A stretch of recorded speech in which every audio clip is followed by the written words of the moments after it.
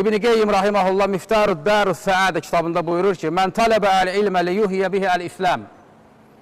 Mən tələbə əl-ilmə li yuhiyyə bihi əl-İslam fəhuvə minəs-siddiqin və dərəcətuhu bədə dərəcətin nübuvvə. Kim elm tələb edər ki, həmən tələb etdiyi, öyrəndiyi elmlə İslamı ihya etsin, yəni canlandırsın, İslama həyat versin. Fəhuvə minəs-siddiqin, həmən kəs sıddıqlardandır. Və dərəcətuhu, həmən kəsin dərəcəsi bədə dərəcətin nübuvvə, nübuvvətdən sonra gələn dərəcədir. Bu, İslam dəvətinin fəzilətidir.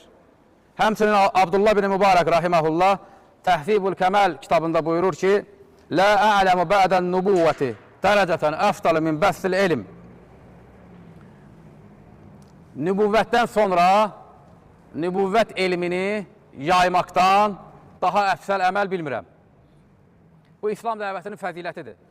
Yəni, əgər bir insan, bir gənc Allahın dinini, Allahın tövhidini, Allahın Rəsulunun sünnətini, İslam şəriətini öyrənir, məqsədi də odur ki, Peyğəmbər sallallahu aleyhi və səlləmin işini, Rəsulların işini ihya etsin bir qövmün içərisində, həmən kəsin məqamı Rəsuldan və nübuvvətdən sonra gələn məqamdır.